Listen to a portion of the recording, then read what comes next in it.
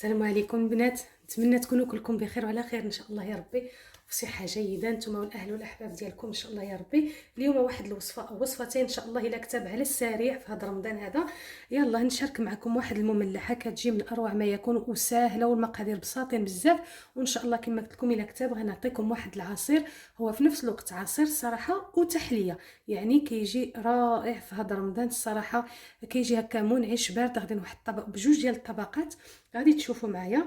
يلا نبداو باول حاجه، غادي نستعملوا المملحه الاولى اللي غادي ندير معكم بلا بات فويتي، هانتوما تشوفوا بلا ما تعجنوا بلا حتى شي حاجه، وبمقادير الا بان لكم هانتوما، يعني مقادير ما كاينش شي حاجه اللي هي كثيره. انا هنا اول حاجه بديت باش ما نربح شويه ديال الوقت، سلقت البطاطا، خديت واحد 4 ديال الحبات سلقتهم هكا، قطعتهم مكعبات وسلقتهم مع شويه ديال بطبيعه الحال شويه ديال الماء والملحه. عندي شويه ديال الصدر ديال الدجاج، الكميه نتوما تشوفوا غير قليله حتى هي، بقاش غير واحد لاباط فويتي اللي غادي نعمر. بالنسبه للعطريه غادي نحتاج لها، عندي الملحه، البزار، شويه التحميره، شويه ديال السكينجبير، وكذلك شويه ديال الثومه بودره. غنحتاج القليل من الكريمه السائله، شويه ديال الفرماج هكا الفرماج محكوك، وبطبيعه الحال غادي نحتاج لاباط فويتي. يلا على بركه الله، هادو كانوا المقادير، ندوزو للطريقه ان شاء الله.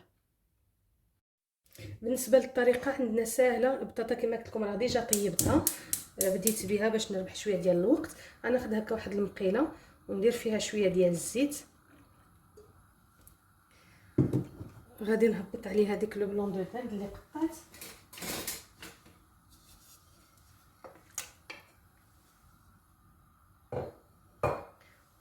هنايا، وديريكتومون غادي ندير عليه ديك العطريه اللي عندي كامله، وغادي نشحرو مزيان في ديك العطريه. من بعد غادي نضيف له القشده الطريه، وغادي نضيف له شويه ديال الفرماج هكا رابي، اي نوع عندكم، هاد الايمونطال بغيتو ديروا الموتزاريلا تخلطوا لي 3 فروماج نتوما وداكشي اللي بغيتو.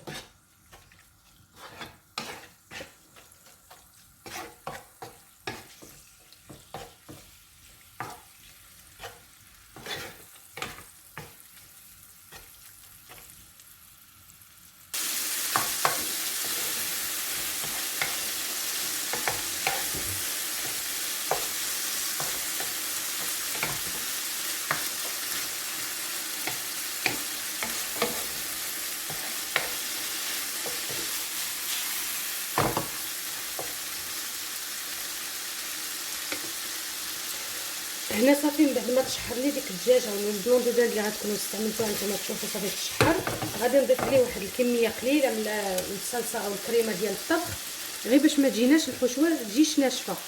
مع غنزيد لها الفرماج غادي تحصلوا على واحد الصلصه يعني معلكه زوينه بزاف، تقريبا غير واحد 4 كاس راه كافي. وهنايا غادي نزيد لها شويه ديال الفرماج، كما قلت لكم تستعملوا الفرماج اللي بغيتو، سواء ديك الفرماج المربع او لا هكا محكوك نتوما واللي عندكم واللي كتبغيو، كتبقى هذه على حسب الذوق ديال كل واحد. هنا غنزيد لها غير واحد 5 دقائق على بال ما طيب ديك الكريمه وتعقد شويه.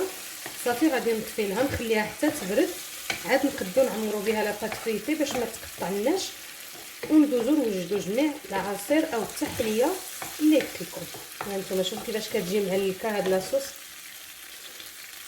بديك الفرماج هكا، كتجي الصراحه زوينه بزاف وخفيفه دغيا، كتوجد سهله، ما كتطلبش الوقت بزاف ولا حتى المكونات، صراحه ما كاينش شي مكونات اللي هما كثارين. هانتوما تشوفوا كيفاش كتجي عاقده.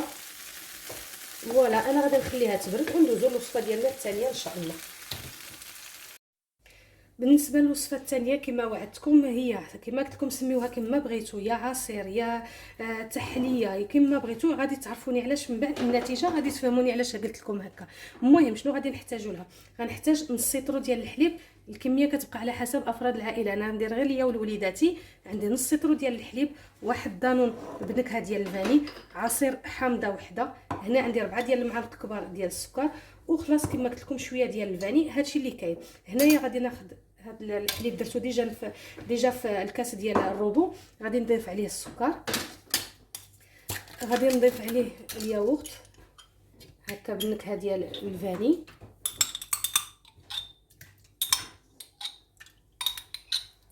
غادي نضيف معلقه ديال السكر الفاني حتى هو، تستعملوا عندكم لي ساشي ديروا واحد الساشيه ديال السكر الفاني، ندير قياس هكا قياس معلقه. واخر حاجه غادي نضيف عليه العصير ديال الحامض، وغادي نطحن كلشي نخلطو وندوزو نكبوه داك الساعه نتوما فاش بغيتو كويسات اولا دي ميني فيغين اولا اللي متوفر، وتدخلوه للثلاجه. هو دغيا كيوجد الصراحه، دغيا غادي تعزل لكم وغادي تبان لكم واحد الطبقه ديال العصير واحد الطبقه ديال الكريمه، غنوريكم بعد النتيجه. وغتغلفوه في الكويسات ودخلوه للثلاجه، شحال ما بقى كيبرد شحال ما كان احسن، ولكن غير نص ساعه راه كيكون موجود.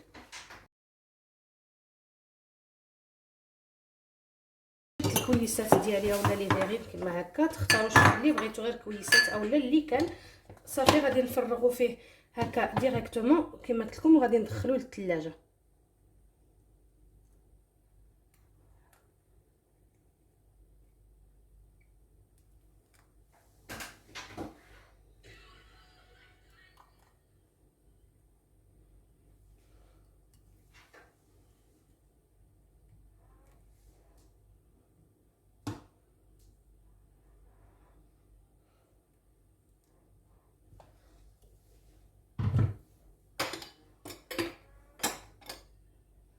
فوالا غادي نتلاقاو من بعد باش نكملوا يعني نشكلوا لاباط فويتي او المملحه ديالنا اللي وجدت معكم بلا بات فويتي ان شاء الله، ونوريكم النتيجه في الاخير طبيعه الحال ديال هاد التحليه اللي وجدنا جميع.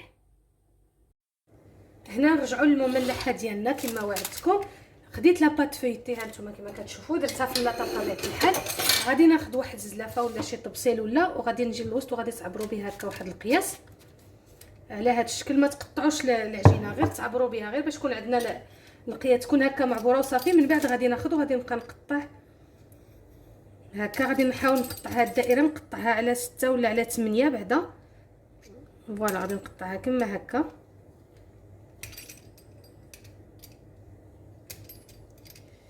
بهذا الشكل. ودابا غادي نخليها هنايا، غادي ناخذ البطاطا اللي سلقت وغادي نجي للجوانب كاملين وندور لها هاد لاباط فيتي كامله، غادي نعمرها من هنا من الجوانب بهذا الشكل.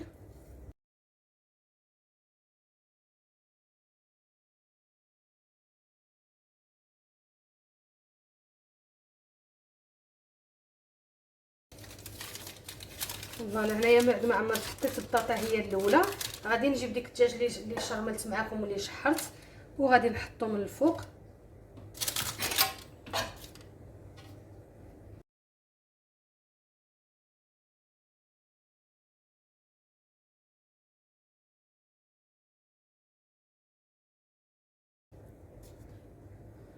بهذا الشكل. ودابا غادي ناخذ شويه ديال الفرماج كما قلت لكم اي نوع، انا عندي ايمونطال، وغادي نجي وندير من فوق منها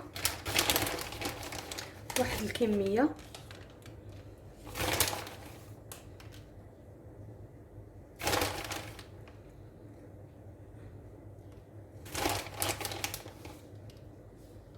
فوالا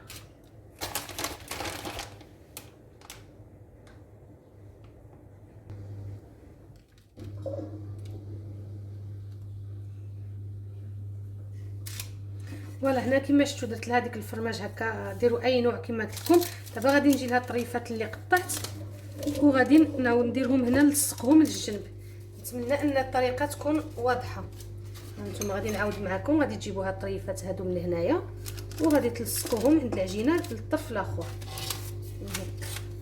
وانا مستمره حتى نساليها كامله بهذا الشكل. فوالا بركوا عليها باش تلصق لكم الطرفين بجوج يلصقوا.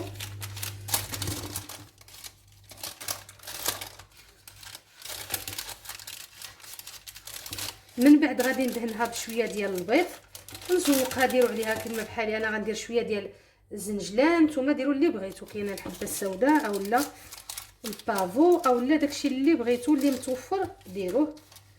فوالا على هذا الشكل غادي ندهنها بالبيض ونزوقها وندخلها الفران طيب ان شاء الله، ونوريكم الشكل النهائي ديالها هي والتحليه اللي وجدنا جميع.